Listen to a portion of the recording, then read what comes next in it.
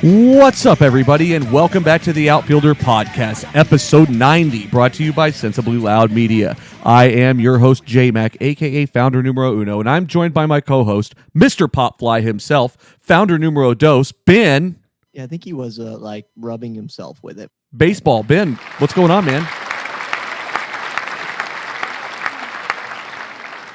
Always a good drop, sir. Always. Hey, Justin, how you doing, man? Not doing too bad, man. That's a classic drop, too. That one came out of the archives. That's a very classic drop, but what better time of year as we are part of the Fall Classic. The World Series is happening. Awesome stuff, man. I'm so excited. Someone asked me today, hey, you've been watching baseball? And I said, I've been loving every second of it. I've watched every second of the World Series this year. And, I mean, I guess that's not too different than any other year, but I really feel like I've been locked into this one because I really don't know what's going to happen. Yeah, I think that when the series started, we all thought one thing was going to happen. After two games, we all had changed our mind. And then now, I think we're all kind of back to where we were initially thinking. So to catch people up at home, we are now 5 games in. The Nationals took the first 2 games in Houston, and now Houston has actually won the next 3 games all in Washington. So swept them. Game 6 is going to be tomorrow night on Tuesday, live from Houston. Yeah, and we're going to be doing a live stream of it as well, so make sure to check the social media pages and everything. Me and the Great Sambino. That's why he's not here tonight, because those long days of doing a long broadcast for 3-4 hours are exhausting. So I told him, me and Ben Baseball take one for the team here, and I'll just do both, and that's fine. And, we want to make sure we have plenty of content, plenty to talk about. Speaking of plenty of content and plenty to talk about, did you know that on 538.com, Nate Silver did a ranking of Halloween candies? No, I did not. Tell me more. Yeah, so it's like a whole thing at 538, and it's the definitive listing of, Halloween candy. So if you had to guess what the top candy is, what do you think it is? Ooh. Is it in, like, the candy bar family? It is. So you really kind of got to think about it in 2 different ways. You have your chocolate-based candies, Correct. And then you have your more fruit-based candies. That's why I asked. So I'd say it's on the chocolate side of things. Okay, so it's in the candy bar family. It's Yes. got to be one of these 3 things. It's going to be a Snickers, a Okay. Twix, or a Kit Kat. So I definitely thought that Snickers was going to be a lot higher than where it was, but Snickers, I think, was 4th or 5th. I'm trying to find the link right now on it. That's bull. Snickers did not place as high. They said the top spot went to Reese's. I don't hate that take, though. I mean, I don't think it's the right take, but I don't hate it. Right. Well, it's kind of like I forgot about it. You know what I mean? Yeah. I forgot that Reese's were a thing. Those cups are damn delicious, though. Yes, they are. Also, what didn't happen at all very high on the list, there was not a lot of fruit candy on there. I think Skittles was the highest base candy, and it was like in the 12 or 13 spot. And see, there's something... Tell me what you think about this. This may be a weird take, but it's a take nonetheless. Like the ones that come in like the little like miniature versions for actual Halloween candy, I don't feel like those are as tasty as the ones that come in a full bag of Skittles. Really? I'm sure that has no difference whatsoever. I'm sure it's literally a packaging thing. For whatever reason, they've just never really done it for me. I don't know. It's just not a Halloween candy that I prefer. No, that's fair. That's fair. So where does Three Musketeers rank on this list? This is important conversation on a baseball show. Let me get you. 3 Musketeers are in the number 12 spot. Okay, good. That's where they belong. Yeah, and I misspoke. Skittles was down at number 19. There was one fruit-based candy that was higher, and that was Starburst at 13. I don't hate that take. Yeah. What you said initially, Twix, Kit Kat, and Snickers, that's the 3, 4, and 5. What's number 1 then? Oh, Reese's. Like I said, so Reese's, yeah. Oh, okay. The Reese's Okay. Peanut Butter Cup. Yeah, got it. Okay, well, Halloween time. I'm excited. I think next year for the show we need to do costumes now that we have video capability. Absolutely. Yeah, I can't wait to see. There are bats and fake pumpkins suspended from the ceiling around the Ben Baseball office. I did. In my office, all I've got is the cat, the Halloween cat. I get it. I have a zonked out 5-year-old, so I totally get it. It's actually literally face down asleep. Love it. Yep. Love it. That does nothing for the audio listeners here. But yeah, so it's baseball season pretty much. It's almost the end of baseball season, which is sad. there's still a lot to talk about in the offseason. We've got a lot of fun stuff coming, a lot of interviews, a lot of different things that we have lined up that we've been talking about. So we're not going to have nearly as big of a break this offseason. There's just too much baseball going on to really take a bunch of time off. So we're going to be making sure to have stuff out to you guys every week or two at the very longest, every single, as much as we possibly can. So I'm looking forward to that. We have just a laundry list of ideas that we've talked about in the offseason. Absolutely. There's a ton of good stuff, including a review of Ken Burns' PBS baseball documentary series. A lot of good stuff coming at you. Definitely. Real quick, back to the Halloween costumes real quick. We need to make sure that we get Jimmy Midtown on during Halloween so he can be Kennesaw Mountain Landis. Yes, that would be incredible. I don't even know what Kennesaw Mountain Landis looks like. That's not true. Did you ever watch The Newsroom? Yes. He looks like the boss on The Newsroom. Okay. See, I pictured more Sam Waterford, maybe Sam something. Couldn't tell you. I've only seen that show I've only seen that like once. But I was gonna say I picture it being more like a Jebediah Springfield type situation. Oh yes, absolutely. I mean, if your name is Mountain Landis, you've got some cool things about you. Absolutely. So we'll get Jim. His name is so the actor's name who I'm thinking of is Sam Watterson. Okay. I'm gonna do a quick Google of old Kennesaw Mountain Landis and see if he looks at all like Sam Watterson, because I feel like he does, but maybe not. The more that I think about this, I don't know what you're talking about. Maybe I'm thinking of something else completely different. So it's not good audio quality stuff, but it's important. Dude, he looks just like him. Holy cow. Holy crap. All right, well, I'll table this. We'll get back to it later. We're gonna have to put this on Instagram or something. We'll put that up tonight. Yeah, that's a great idea. I could see Jimmy pulling this off. Really? Yeah, so we'll have to do a side-by-side where it's some Kennesaw Mountain Landis, Sam Watterson, James M. Middleton. Okay, that sounds great. So, awesome World Series overall so far. We are, like you said, at Game 5 tomorrow. And one of the big stories coming out of this is Max Scherzer being hurt, and they really don't think that he's going to go Game 7.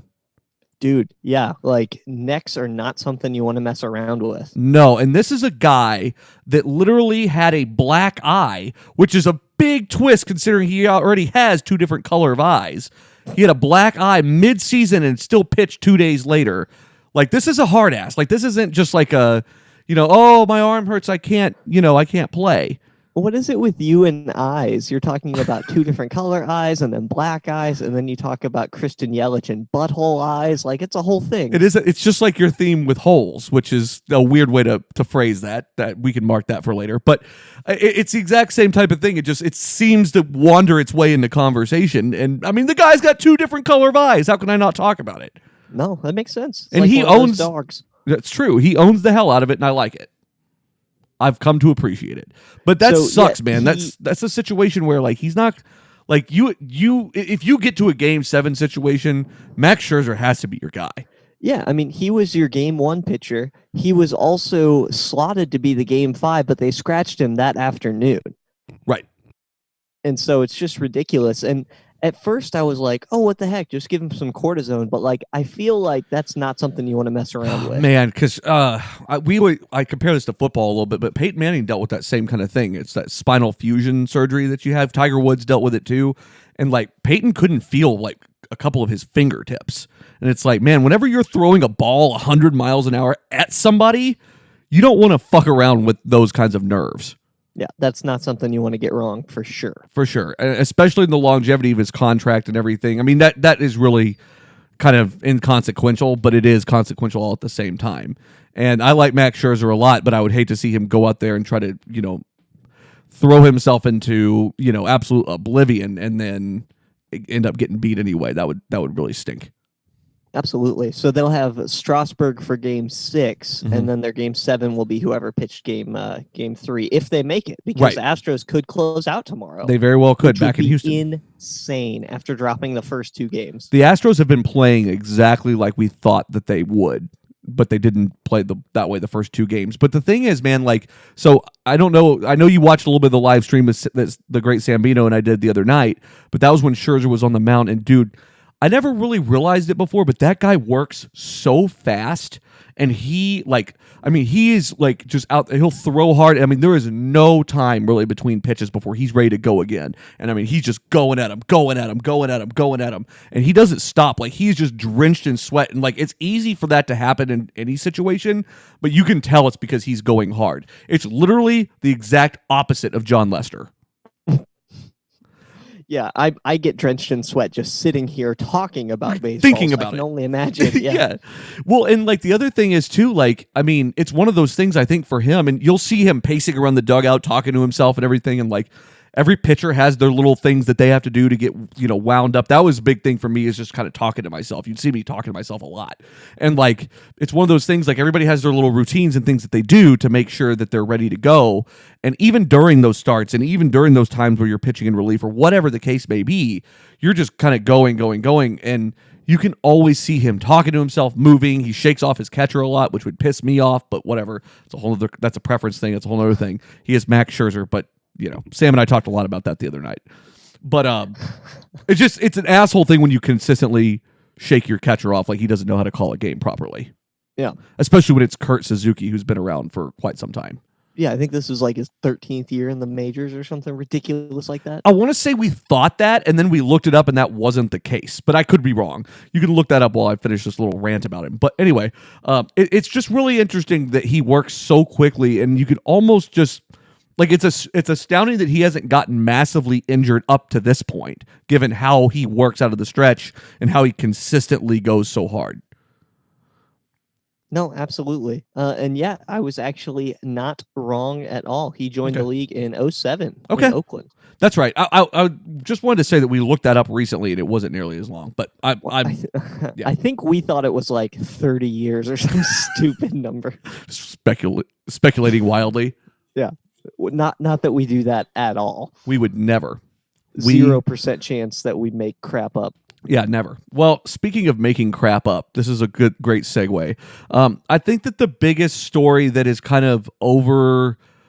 It definitely seemed to loom over the first two games of this series is the whole Houston Astros assistant GM situation involving Roberto Osuna and all that. I mean, would you say that's pretty accurate? It seemed like it really plagued the clubhouse. Yeah, so a little backstory, and we've talked about it on the clubhouse before, and I'm going to just do a full disclaimer alert. I can get worked up in this topic, so I'm going to do my best to keep it professional, because I am, if nothing else, a baseball broadcasting professional. Correct. So with that in mind, May 8th, 2018, Osuna was arrested in Toronto and charged with assault. Allegedly, he assaulted Alejandra Roman Cota, which is his 3-year-old kid's mom. Okay. She was visiting she was visiting Toronto with the child. And then she went back to Mexico and was like, I'm pressing charges, but wouldn't end up testifying. The popular school of thought is that she was bought off. I can't say whether or not that is. That's all alleged at this point. But because there was enough evidence, even though he wasn't convicted, he was still suspended without pay by Rob Manfred in Major League Baseball, a 75-game suspension. And this was back when he was still playing for Toronto, and this was in May of 2018. Which we covered at the time when it happened. Correct. Now, in July of 2018, the Blue Jays traded Osuna to the Astros in exchange for 3 pitchers, Ken Giles, Hector Perez, and David Paulino. So the Astros popped him on their roster, and then... yeah, that's where we're at now. Well, and truthfully, it kind of like it was a big deal. Like, that's why we covered it when it happened. It was a big deal. And then it kind of started to like die down a lot. And it really, I mean, things like that tend to kind of like, he kept his head down. He didn't do anything, like after that or anything like that we know of anyway. He kept it very quiet. Everything kind of seemed to die out or whatever until just recently. And so the other night, it was the Astros had clinched the final game against the Yankees, and they were all celebrating in the clubhouse. There were a group of 3 female reporters standing there, in which case this assistant GM named Brandon Taubman looked straight at them and started screaming, "Thank God we got Osuna. Thank fucking God we got Osuna." Just kept going and going and going and going at it, which is a very odd move. Ben Baseball, do you want to explain why that was an odd move, aside from the obvious? A couple different reasons. One, you never really want to yell chant at someone. Like that's never a good look. Even if you're in the right, it's not a good look. Okay. Secondly, one of them was actually wearing October is Domestic Violence Awareness Month, and one of them had on her purple ribbon for domestic violence awareness. And so, like, just imagine you're bragging about an alleged batterer to someone who is taking an active stand against domestic violence. It's not really a good take. You also left out a really bizarre part of this story, though, that he had just blown the save. Oh, yes. No, that's 100% the weirdest thing of all is why would he be chanting when it's not like Osuna got you the win? Yeah, like he blew the save. Altuve hit a walk-off home run, so it didn't matter, but he had just blown the save. So, like, it was very odd that he was, so it was shitty that he was screaming that at any reporter regardless. It was shitty that he was screaming that at female reporters, especially one that was wearing one of those ribbons and that had previously reported on the domestic violence situation in the past. And it was really weird to be commenting about it, considering he had just blown the game for them technically. All the way around, it was the oddest move I've ever heard of, especially from someone who, had you heard of this guy before? Let me ask you that. No, not at all. Not once. You know what? In all honesty, I couldn't name anyone in the Astros organization that's not Nolan Ryan. And that's fair. And Jeff Ludlow's he's the GM, so like that's and Reed Ryan he owns the minor league team. But like aside from that, like he's an assistant GM. What does that mean? Shut up and go learn to be a GM. That's the Dwight Schrute of the Astros. Correct. To the assistant to the GM. Yeah, exactly. Yep. That's perfect. Yeah. And so like it's one of those things like you don't have any clout. You don't have any reason to be yelling. You don't really have a whole lot of reason to be in the locker room celebrating, to be honest. So like it's one of those things they were good enough to let you be there. Act like you belong there. Yep. And that's what this comes down to. And dude, you and I talk about this all the time in any situation like that we're in where we're around players or we're, talking to players. Act cool. Just don't ruffle the feathers. And like, I'm not saying don't ask hard-hitting questions or anything like that, but just be cool, man. Right. I say that to my kids all the time. Just like if they're freaking out in Target, just be cool, kids. Like we talked about this. You can pick your yogurt and your cereal. Just be freaking cool. Just act like you know what you're doing. Right. That's all we ask. And so anyway, it already was not a good look. And then Sports Illustrated, like she wrote a piece for Sports Illustrated talking about this. And what do the Astros do? Do they say, oh, yeah, that's a bad look. We should probably do something about it. No, they publicly denounce the piece and try to call out the reporter. They basically called it fake news and said that reporter had no journalistic integrity. That's what happened. Absurd. Which is like, as we're counting the red flags, this is number 4 for those of you keeping track at home. And remember too, like there's so many weird things about this story in general, but like whenever it really comes down to it, like calling out someone's journalistic integrity is always a dangerous thing. And I look at it from our standpoint, right? We've been doing this show 2 seasons now, 90 episodes long. We're scratching the surface of getting into being baseball reporters and stuff like that, right? I wouldn't even call us that. I wouldn't even go there. I write all the time, but I still wouldn't even go there. That all being said, I think it's a really dangerous thing to not research a story that Sports Illustrated puts out about you and then turn around and say that's fake news and the person that wrote it doesn't know what they're talking about. When in actuality, it didn't come from like some Angel Fire website or from like ours. Exactly. I didn't want to throw us under the bus, but no, yes, I will. This wasn't written on sensiblyloud.com, which everyone should go to, by the way. This was on Sports freaking Illustrated. Right. And so, I mean, they basically, like I said, declared it fake news and moved on. And so what ends up happening here is an absolute firestorm. And, on top of this, you've got the team playing in the World Series. Right. And they had just dropped like the first 2 games. While this is happening, the Astros are just piddling along. It in. It was nothing but a distraction. It really was. In fact, I was about to feel really validated because once I kind of got my ducks in a row, the day the World Series started, I sent in our little chat to old J-Mac and the Great Sambino, like, hey, remember Osuna? That's why I'm rooting for the Nationals. Like, screw that guy.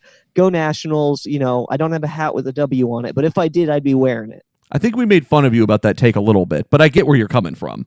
It's one of those things like, and I think that speaks to a very valid point of this, is like he had kept his head down and really stayed out of light for this whole time. Like you had kind of forgotten about it just because he's kind of been off the radar. And, and so we spent a lot of time like really researching this, and really what this comes down to is the way that they've handled it from a PR front has been absolutely astoundingly terrible. And that's something that really, really astounds me in general about baseball, is how poorly they tend to react to things. But baseball had to come in here and be the actual voice of reason and say, look, you guys need to look into this story a little bit more. And lo and behold, the Astros look into this story more and find out, oh, actually, that did happen, not the way that we thought it did, and maybe not exactly how it came out in the article or whatever. But regardless, they actually they took some time to give it some merit. Right, there was some culpability there. Right, the way that the Astros handled this is not unlike a time when I was in middle school or high school. We're having friends over, we're all playing PlayStation, and it's like winter, and we have a fire lit in the fireplace, and a log falls out of the fire and like on the carpet and starts smoldering. My dad comes over and pours booze on it. Oh no. That's what the Astros have done to this story. Yeah. No, absolutely. I think that's a great way to describe it. And they have it just continues. It continued to get worse, and they kept like retracting statements after retracting statements after retracting statements because Major League Baseball made them put out something, and then long story short, they end up firing the assistant GM. Rightfully so. I don't think he deserved to keep his job after this. Correct. And I don't want to get all, bent out of shape about it necessarily, because like at the end of the day, like it was a really terrible look. Someone was going to pay the price for that. I feel like that's been the theme of a lot of things that we've talked about lately, is people paying the price for different situations that happen. This was one of those things. He wasn't going to keep his job, and he's damn sure not going to be a GM going forward. Well, and that's where, and we're not in the POS corners, but understand, I have a non-baseball POS today because I have so much anger in the baseball world right now around a lot of this stuff. Yeah. And this is one thing that Justin and I kind of disagree on, because this assistant to the GM from Houston is now kind of blackballed in the GM's eyes and isn't going to get a job like that again. And yet, because Roberto Osuna can throw 97 miles per hour, even though he potentially beat up, and I think he did, but even though he allegedly beat up the mother of his 3-year-old, like he still is gainfully employed in slotted to make $6 million or some stupid fucking number. Yeah, I mean that's a fair point. I understand where you're coming from on that. I mean, unfortunately, I think it's unrealistic to think that they are just going to cut bait with him. I mean, at the end of the day, it's just one of those things. It's not how it should be, but winning cures a lot of things. And that's not right. That's a problem in sports across everything. Like, that's not specific to baseball. But what astounds me about it, like I said, is just the way that they continue to handle it. And so they came out, they fired him, they apologized, which I appreciate them doing. But then they really, dude, this is what drove me over the edge, is they still didn't apologize to this girl, Stephanie. I wrote her a message because I just wanted to make sure that she knew, Stephanie Epstein. And this is the craziest part of this whole story. So in a presser, the day that they fired him, they asked the GM, Jeff Lullo, hey, have you reached out to Stephanie Epstein and apologized? And he said, no, I really haven't had the time to get in touch with her. I haven't seen her. She was standing in the room when he said that. Oh my God. I was infuriated by this because the first thing that I tweeted out was their apology. I guess this was been their second or third apology on the matter, and I tweeted out, "Okay, great. Now let's apologize to the journalist for taking away her journalistic integrity that she can never actually get back because you can't take responsibility for yourself." It's just the worst freaking look. It's absurd. I wrote her on Twitter and I said, "Hey, good on you to report what you did, regardless of how it's all shaken out. You are a true warrior for the right." For the right cause. Your journalistic integrity should never have been in question because you did the right thing by speaking out. So, you know what? Good on her. Good on her for doing what she did. And, dude, this is a terrible look for the Astros. This is a terrible look for baseball. And that's the thing, is even if the Astros win tomorrow and end up putting Washington away, like, it's not going to be like the 1919 Black Sox scandal 100 years ago. Right. But, like, it's still not a good look. And it definitely tarnishes the trophy if you hold up the trophy. I just keep going back to why did he think it was okay to yell that after he had just blown the game? I just can't get past that part of it. I really can't. Yeah. It's been a hell of a story. It's like if my dog shit on the rug and then I was bragging about what a great dog I had. Right. I mean, Sherman's great. Don't get me wrong. But absolutely, if he poops on the rug, you're going to be upset. Which he doesn't do. But that's not why we have a podcast. Correct. We'll debate that on another show later on. That'll be on the podcast. Oh, I'll give you a bell. Just for the Great Sambino. You were reaching for the crickets or the bell at that point. That's fair. That's a good assumption. So it's interesting though because this story's kind of clouded the first two games of it, which they were absolutely silent as a team, and or got shelled on the pitching mound, and on top of that, as soon as they fired this guy, they started winning games. Oh, it's infuriating in a weird way. It really is. So, all right. That's been kind of the World Series update. A lot of people have asked me what's going on with it. I think that's a pretty good synopsis of it. Anything else we need to add there? I think we've covered where we're at in the games, and we've covered the dumpster fire that is the Astros PR currently. So I think that covers most of it that we don't already have slotted for later in this episode. Okay, well, I think it's time to do the POS corner. This is Paul Ramham from WBAT in Cincinnati. We interrupt this regular scheduled programming to bring you this breaking news bulletin. It appears that people have been called pieces of shit from around the globe. Baseball players in particular seem to be the main target. However, no person, concept, or universe is exempt from this cruel but very usual punishment. The perpetrator has been identified as the Great Sambino. Police have confirmed that he is still at large and about to take his piece of shit corner. Ding, ding, ding. Huge piece of shit. All right, America. The Great Sambino is out, but we are still going to talk pieces of shit. That's right. Ben Baseball, do you want to get us started off? I do. And I have ire for earlier in the segment, and I have it's kind of a two-parter here. One baseball, one non. Okay. You ready? Which one do you want first? I would like the non-baseball first. Got it. So in non-baseball related news, it's Halloween, folks. Last weekend, I went to a camp out. I had my wife, my kiddos. We had our nephew with us. So I'm a big dork. We've talked about it a little bit on this podcast before. You were waiting on the ding. I'm doing a lot of build-up. Sorry about that, J-Mac. Really burying the lead here. Thank you. Anyway, so we're on a camping trip, and I'm going to call out a 13-year-old girl that I don't know her name. Love it. Okay. Anonymous. Thank you.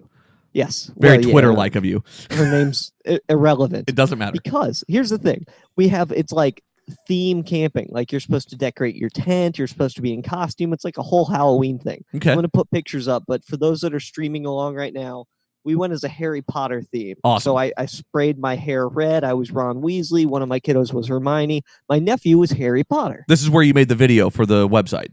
Absolutely. Yes. Got it. Exactly. Perfect. Thank you. Yes. Anyway. Go check it out if you haven't. It's awesome. Yeah. I'm hard to recognize because it's a really good costume. But anyway, so my nephew is 13. Homeboy scores digits. Okay. Mm-hmm. So we had like candy in a cauldron, and I guess some 13-year-old put her Snapchat handle, wrote it down, and stuck it in the cauldron. Yikes. He noticed it, and then before we know it, this is what we hear in the tent. Ding, ding, ding. Because his phone is just going off like crazy. Okay. His phone was ringing more than the Sensibly Loud Media phone number hotline. Oh, boy. It was going nuts. Well, come like 11:30, the whole family's trying to go to bed. And his phone, because he's been on it for the last 6 hours, is dying. Like Naturally. Dead, put it on life support. And we're camping, so there's no electricity. But what do we hear from the pavilion a few tents away? Just this girl yelling, Harry Potter, go charge your phone. Harry Potter. She is just yell chanting with like her friends. And then we'd see like these outside the tent, the scurry of teenagers run up to the tent like a flashlight and then run back and then giggling. And my nephew would just look at us like, what do you want to do? It's one of those things where, while annoying, you got to admire the fact that she stayed in character. Absolutely. Yeah. Absolutely. And she wasn't even in costume. He was the one in costume, and she was just like, "Hey, if this dude will dress as Harry Potter, like that's the thing for her, I guess." Okay. All right. I like it.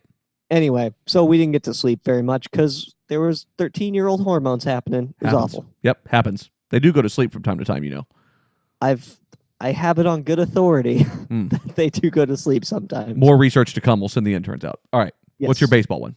Baseball one. Last night, World Series, Game 5 in Washington. This is not a political podcast, but the President of the United States, Donald Trump, went to the game.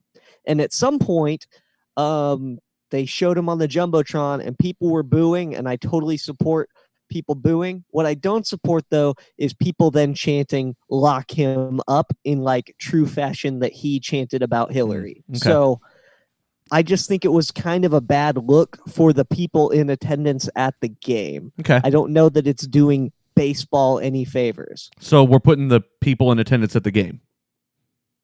For the chanting, not the booing. Got it. Okay. Yeah, I mean, I'm not going to comment on whether it was right or wrong. I mean, whatever, it doesn't really matter. But yeah, it was definitely an interesting thing. It was definitely took a lot of people by surprise. If they wouldn't have done it in the middle of an armed forces video, I feel like that could have changed things. But absolutely, yeah. And I've seen the footage. Like they're clapping for like there's this Marine, and then it cut to a thing, and then after it showed the administration, it went to other veterans, and people were clapping. So it's just an interesting. Just the whole thing's weird.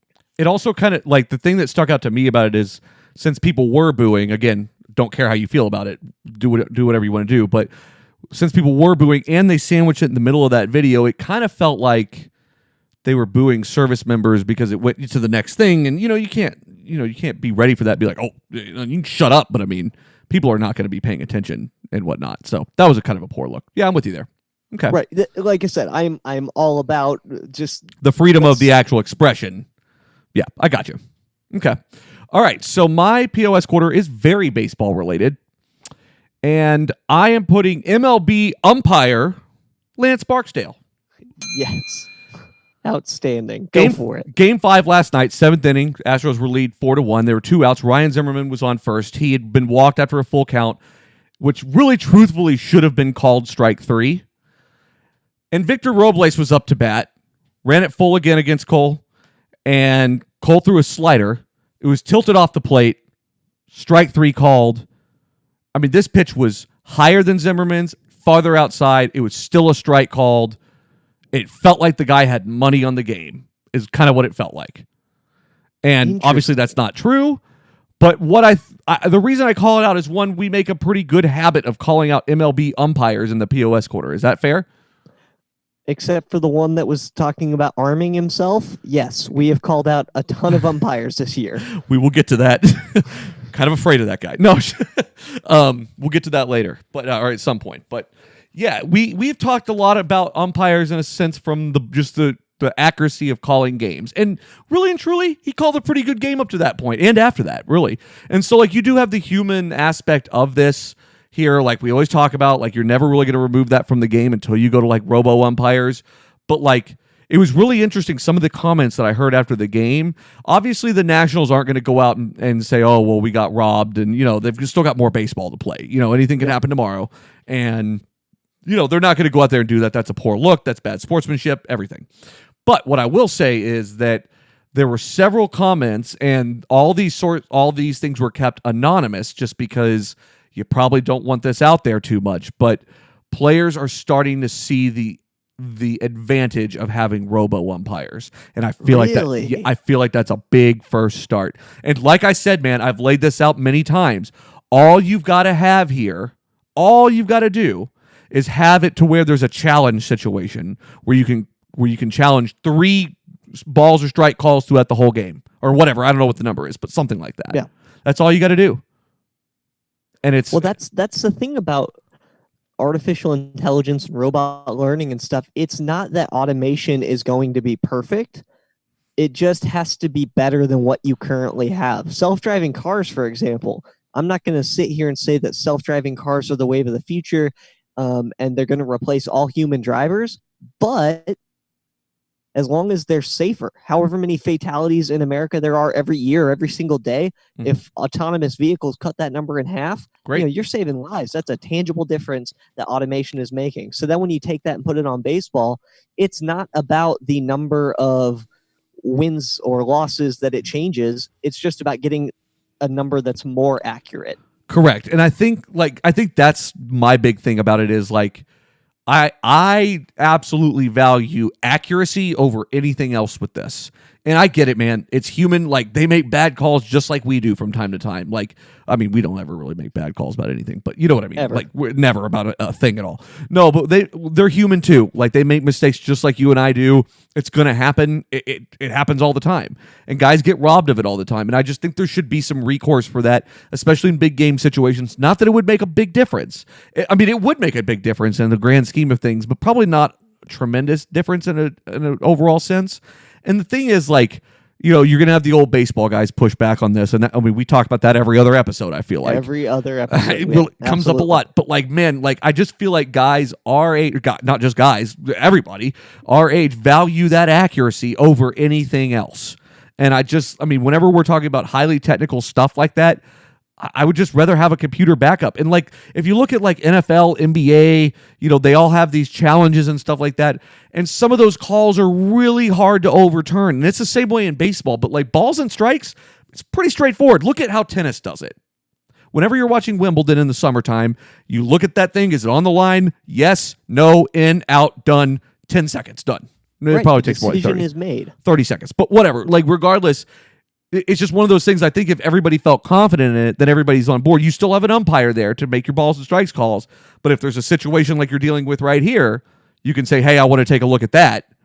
I value that much more than being safe at first or something like that.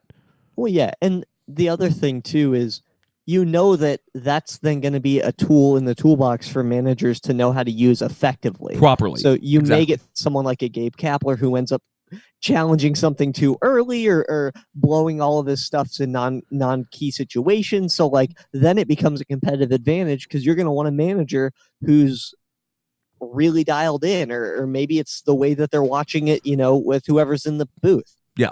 So to me, so can you think of any downsides to this? I think the downside that you're going to hear, and I'm not saying I believe this, but Yeah. I think the downside you're going to hear is people will say it's a pace of play issue, but I don't think it's a pace of play issue. Like that's what you're going to run up against. If I can, I swear, dude, I about go ballistic every time I hear the words pace of play. Right. It's not that at all. Yeah, no, I know. That's everyone's primary thing. And what the part that makes me so mad about it is that's baseball. It's about the poetry between the pitcher and the batter locked in a duel and the tension building and escalation. Like that's the beauty of the game. Right, exactly. And that's my point is like I get that, but like, is it really going to take away that much time? If you do this right, if you do it just like I said, like tennis does it, which would be some cross between that and its own thing, but if you do it just like that, it's an easy review. You got a guy at a booth or whatever that can tell you, nope, yes, ball, strike, easy enough. And if you can do that, it's going to make the umpire's job easier. Yeah. And it's ultimately going to add that value of accuracy to the game, which we really lack in these kinds of cases. And like, I think what the traditional logic behind it too is that, or logic, I'll put in quotations here. Right. The traditional logic is certainly that, hey, it doesn't really matter. It all balances out in the end. But in these big moment situations, right, that's not necessarily true. In the regular season, it may all balance out, sure, and with a healthy rotation. But if you're in game 7 in a best of 7 situation, no, we kind of want you to be on your game. Correct. So I think this is really interesting. I'm still putting him in the POS corner because we put people that have just terrible, inconsistent calls in the POS corner. Lance Barksdale, POS for the week.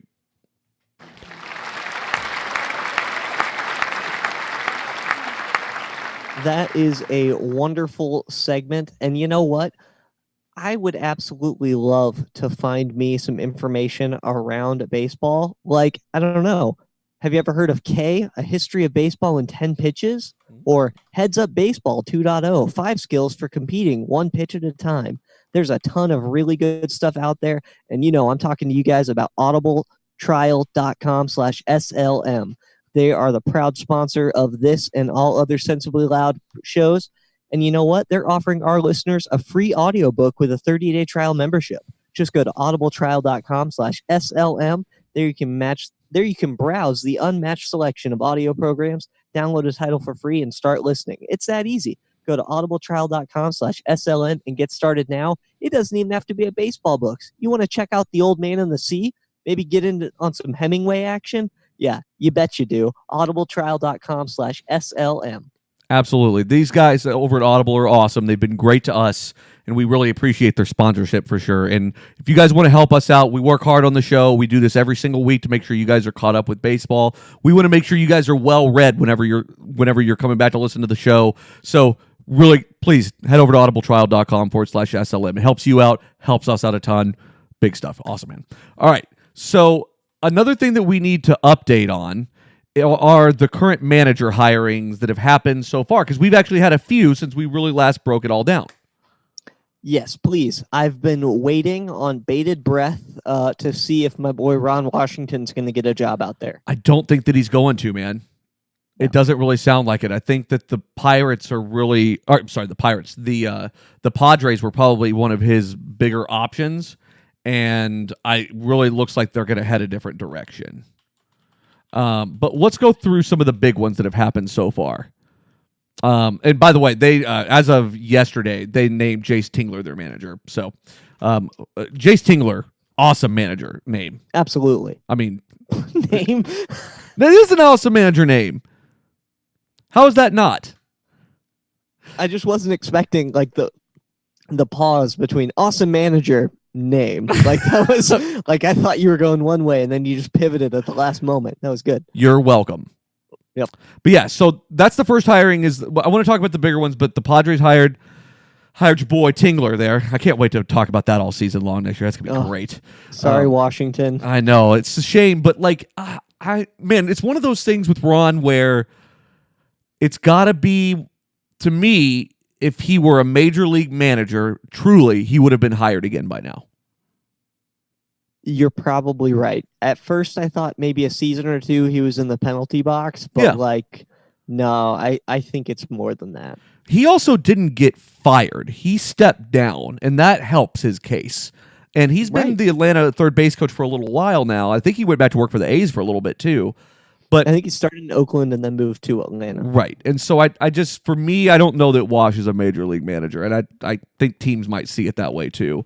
He's just he might be a little bit of that older school mentality. I'm not really sure, to be honest with you. I'd want to go to a backyard barbecue that he's at. Hell yeah, dude. Anyone that smokes cigarettes in the dugout is definitely someone that I want to be at a backyard barbecue for. All right. So I think the biggest one that we have to talk about is Joe Madden being hired by the Angels. What's your take on this? It's ridiculous. So you called it here first. J-Mac saw it in the tea leaves a few weeks back saying, hey, Cubbies, even if they make the playoffs, which they didn't, but even if they made the playoffs, you didn't see he was going to stay in Chicago much longer. Absolutely nailed it. I think what's interesting is I think it was down between the Angels and the Mets for the other team, right? So yes, and possibly the Phillies, but that never really came to fruition. And real quick to back up, I actually said last year on the show that I was kind of surprised he didn't get fired, and I knew he had one more year, and that was it.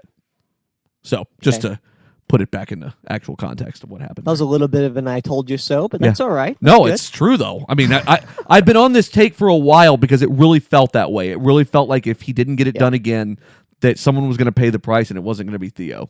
Absolutely. No, I don't think that they're going to get rid of Theo for a bit. No. He brought the world championship to Chicago in first time in 100 years. What do you do with that? Yeah, it's tough, but he did the same thing to Boston. So, I mean, and they kicked him out the door in a gorilla costume, if you remember that whole story. But I do vaguely, but we'll have to. That'll be a good Halloween blog, I feel like. Yeah, I'm going to write that blog tonight. That's great because he definitely snuck out of Fenway in a gorilla costume. I mean, that's just awesome.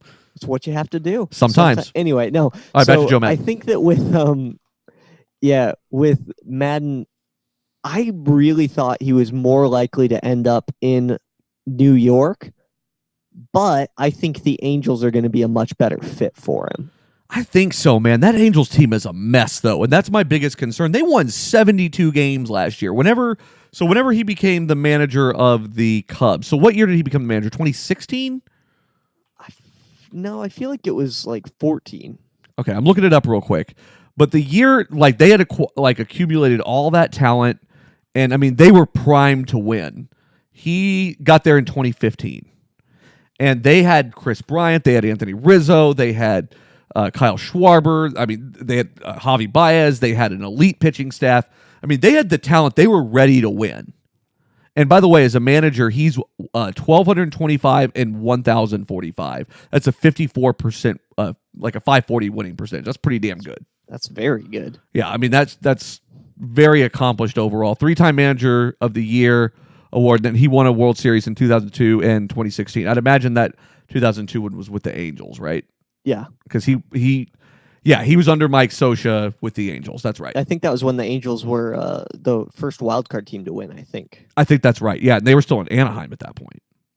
So I mean, he came into that situation with a very young team, and everything was kind of ready, set up for him. He just needed to manage it and put things. I mean, he needed to not be Rick Renteria. He needed to be Joe Madden, and I think that worked really well. But it seemed like he started to really lose his voice with that team. It really did. So I compare that to this Angels situation where they won 72 games this past year. He's not walking into a lot of talent. So this is going to be a very different situation for him.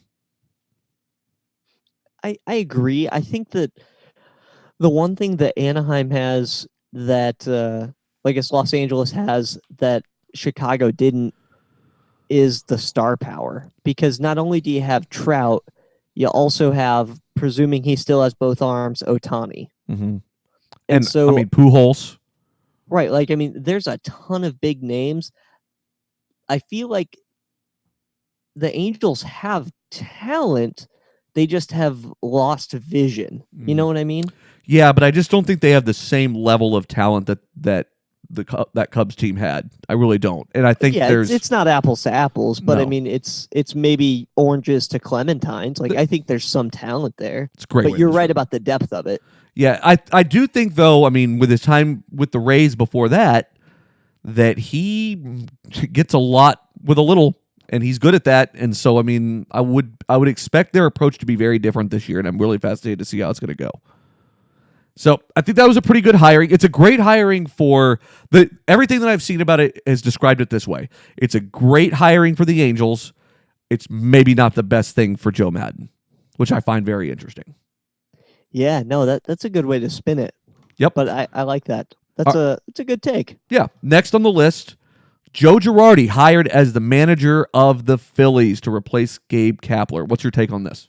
First off, what a totally different type of individual. Yeah. You could not have done a bigger 180 when you go from Girardi to, or from Kapler to Girardi. God, from Kapler to Girardi. So basically, I'm pulling up Girardi's managerial stats right now. But let me get them. I think it kind of makes a dangerous situation out there. In what terms? I feel like there's potential. Oh, okay. Yeah, good dangerous, not like an implosion type situation. No, not. Which I'm all for too. I just want to see it coming. Yeah, no, you're absolutely right. In this instance, I'm talking about a dangerous, bunch of savages. A lot of don't say that, but yes, of course you would say that. Those savages are sitting at home on their couch just like I am. So, go on. So currently, Girardi managed the Marlins in 6 and the Yankees from 8 to 17. Correct. And in that, he has 1 pennant, 1 World Series in Pretty 11 good. years managing. Pretty good.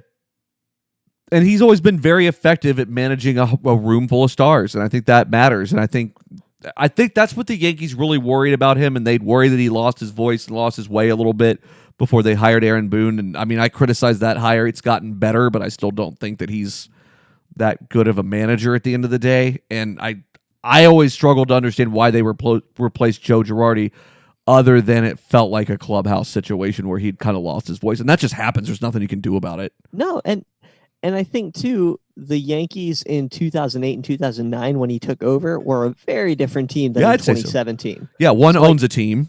Right.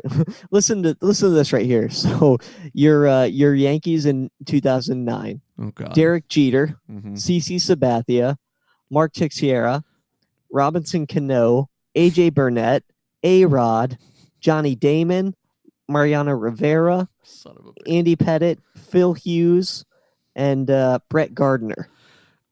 Of course it was Brett Gardner. Of course, Brett Gardner. God, he has a big neck to head ratio. I'm telling you, man. Jesus Christ. We've been there. We've been down this road before. I fight with Phil Hughes on Twitter from time to time. It's great. We'll get into that another day. But yeah, man, I think this was a great hire for the Phillies and a great hire for Joe Girardi. I think this is going to be a good fit for him. I'm excited to see what he does with these new, kind of this new, overall situation. So I think the Phillies team for sure. Yeah, definitely. So I think the next big hire that we had, the Cubs hired David Ross, another thing that I called out quite some time ago. It just felt like that was going to happen, man. He's been it's like he's sort of been looming around the organization, involved with them, doing different things for a while now. And not unlike sharks swimming in circles around their prey. It's kind of what it felt like in a lot of ways. And dude, I mean, I can speak to the fact that he is a clubhouse leader. He was a huge part of that 2013 World Series for the Red Sox. He's a good dude, and he's passionate about the Cubs. He was a big part of that 2017 ring that they got. I think he retired after that. And I think so. Yeah, and he is. I don't know how good of a manager he's going to be. He's a good baseball mind. I just don't know how effective he's going to be yet. I have no idea. The guys love him, though. Every single player speaks so highly of him in that clubhouse. And that to me is where it's a peak Chicago style hire, because it's not going to be I'm not going to say that their window is closed, but it sure isn't very wide right now. It's getting there. So for me, they're just going to be a mediocre team that'll play some decent ball because the players will outplay for their boss. And that's what's going to happen in this juncture. But I don't see them bringing a championship back home to Chicago anytime soon. Yeah, I hope for their sake they do, but at the same time, I don't know. If I see that. There's Maybe 29 other teams. That's right. They're all trying to actually. Well, most of them are actually trying to win baseball games, as far as we can tell. I don't know about Miami, but I think the rest of them. Yeah, exactly. So I think everything else is no hires. So the Pirates up and fired their entire front office today. Yeah, so just screw them. Not only are they not looking for a new manager, but they just decided, you know what? Let's just clean house entirely. And when we get the Great Sambino back, we're going to discuss the terminology that teams put out of whenever you're relieved of your duties and what the worst ones are. We speculate a little bit today, but we've got some good ones for you guys. And for what it's worth, we're still waiting. That Sensibly Loud hotline number is there. Pirates organization, we're happy to come do it. Our resumes are open for the Mets. They're open for the not the Padres anymore, the Giants, and the Pirates. So I mean, we're flexible. We're open. We're out there. And any mud comments we may or may not have made about Pittsburgh, I mean, it'll dry out. Yeah, mud always dries out. This is much like your Never mind. Okay, so at this point, we don't really know what the Mets are doing. Do the Mets know what the Mets are doing? Never. It seemed like the Mets were kind of wanting to hire Girardi. I think so. I think the Mets were all about Madden or Girardi, is I think where they put their eggs, and I don't think that those chickens came home to roost. So let me just break something, a quick little thought logic down here for just a second. So you have two people you want to hire, right? You have Joe Madden and Joe Girardi. Madden gets hired by the Angels. Wouldn't you go out and pay Girardi anything possible to make sure he goes back to New York? Which makes me think that either A, they didn't want him that bad, or B, he really didn't want to be there. I don't know that it was that he didn't want to be there. I think it was that they stumbled all over themselves trying to get to him. They're going to end up with Ron Washington. The weirdest thing is, I haven't even talked to you about this. The weirdest thing is there was some mystery candidate that was floating around. It ended up being like the bench coach of the Brewers. Really? But everybody was like, "Oh, there's a big mystery candidate that nobody knows about," and it's like people were thinking it was like a couple of female reporters. Like there was all kinds of speculation, and like this was like real speculation. It wasn't just like us saying it into existence. It was like, like real thing, and like none of it really made sense. Like Canadian Prime Minister Justin Trudeau. Right, yeah, exactly. Most random speculation. Boris Johnson, all these people are in the mix, for the Mets. And it really just Queen Elizabeth? she's got time. She's got time. I just think though that there's this like it must just be the aura, and it just must be something about the front office's ineptitude to really go out and get your guy. If you know who your guy is, go get him. And for what it's worth, I agree 100%. And you know where Queen Elizabeth would want to manage, right? Tell me more. The Royals. The Royals. Yeah, of course. We didn't mention that one. It looks like they're going to hire Brad Osmus. It's just a matter of time. That was a joke because she's a queen. Got it. I know. I just think, though, that there's something to be said where whenever you know who your person is, not to just go out and get it. Yeah, that's like you're waiting in line at Sonic to get your foot-long chili cheese coney, and you walk away with tater tots. Like, right. What the hell happened? Are you doing? Yeah, what happened? It's very valid. So that's kind of the update on manager hirings. Did we miss any? I don't think so. I think we got them all. I think that's most of them. So we'll be keeping a close eye because it's going to a lot of things depend on that as far as, and that's why teams wait a lot of times until the World Series is over because they want to interview people from those teams and whatnot. I mean, that's what the Red Sox did with Alex Cora. I think he actually interviewed during the World Series, but still. Yeah, like he had cast that net, but it wasn't pulled in. Correct. But I mean, they knew that that's who they were going to hire, and that's what it really came down to. And whenever you have your guy, go get him. Like, don't pull out any stops because I think this lends a little bit of credence too. Like I said this about the Angels before, they didn't fire Brad Osmus without knowing they were going to get Joe Madden. I mean, why? I think without knowing they were a really big contender. Yeah, probably so. But I think even so, like, always follow the money there. And there's probably a lot of back channeling going on and whatnot. They at least knew there was a lot of interest there. There you go. Yep, that's a good way to put it. Yeah. So I mean, it's one of those things where, like, while Brad Osmus is going to land on his feet and be a manager, which he probably deservedly should be. I think firing Mike Scioscia and putting him in there was always kind of a weird move. I don't think that was ever really going to work, and I don't think they ever. I mean, obviously, if they fired him after a year, they didn't really have a whole lot of confidence in him. The jury's still out on him with me, but I think at the end of the day, they knew they were going to go out and get him. But like the Mets had like a 2-week lead on that. They had fired Mickey Callaway almost immediately, which he's actually being thrown around for a lot of pitching coach jobs. And I don't hate that hire because he's a fine pitching coach. That. Yeah, but he just couldn't handle being a head coach, a head manager. So it'll be interesting to see who they end up with. I'm sure it'll be somebody's agent who wanted to turn manager because that's what they did with their GM hunt last year. Just ridiculous. It really is. Well, if you like what you're hearing, make sure to check us out at sensiblyloud.com. That's your home for podcast articles. Plus, we got some great videos coming out. A lot of good stuff there. Plus, we are all over your social media. That's right. Facebook, Twitter, Instagram, the good old Twitter, wherever you want it. Big shout out to JMac for producing this episode, and a huge thanks to audibletrial.com/SLM. And we also want to remind everyone to check out the live stream on our social media tomorrow night. Me and the Great Sambino will be live watching Game 5 of the World Series. Live reactions, ridiculous commentary. Make sure to check it out. We're definitely going to did I say Game 5? Yes. I meant to say Game 6. My bad. Game 6. So make sure to check us out. Lots of good commentary there. We want to thank everyone for tuning in for episode 90 of the Outfielder podcast. We would like to thank all of our fans, Sensibly Loud Media, our sponsors, and those with the sharp eye to keep the runners close. Grounds crew, please keep patrolling that outfield. Big ups to Kevin Towers. Don't text and drive. We'll see you right back here next time on the Outfielder podcast. Get to what you now.